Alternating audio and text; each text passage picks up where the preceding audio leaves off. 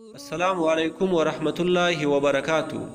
بعضی تاجران د سونې کمیټۍ ایږدي چې د هغه طریقه دا وي چې 10 یا 15 کسان په کمیټۍ کې واخلي. دغه کسانان هره میاشت په کمیټۍ کې 10 ګرامه سونه جمع کوي. د میاشتې پر سر چې د کم چا نوم ووځي دغه سونه و هغه ته ورکوي. د هغه رنګه دویمه میاشت د هغه رنګه سونه جمع کوي. دویمه میاشت چې د کم چا نوم ووتی هغه سونه بیا و هغه ته ورکوي.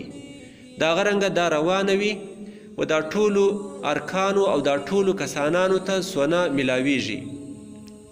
دغه طریقه په شریعت کې ناجایزه ده. د دې د عدم جواز دوی وجې دي. اوله وجه دا ده چې دغه سونه د ثمن خلقي څخه ده. دا چې کوم وخت په قرض باندې یو څوک و بل چاته ورکي نو هغومره اندازه سونه به هغه برته ورواپس کوي. زیاتوب په دې کې ربا او سود دی. نو د سونې کې دا معلومول چې په دې کې څومره اندازه صحیح سونه ده او څومره کوټ دی دا د ماهرینو دپاره لا مشکله ده، بلکې ماهرین په خپله په اختلاف کې واقع سي.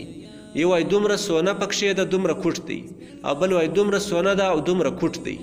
نو د دې معلومول چې دی هغه مشکل دی. یقیني نه معلومیږي چې څومره سونه ده او څومره کوټ دی. نو دی چې څومره سونه جمع کړې ده دا قوي امکان دی چې در هغه زیاتوب و ده ته میلاویږي.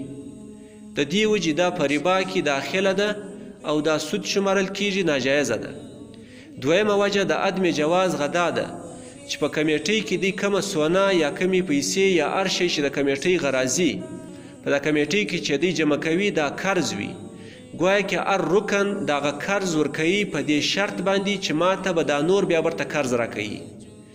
او د فقه په اصطلاح کې و دې ته وایي قرض بشرط قرض، او دا ناروا او ناجایزه دی.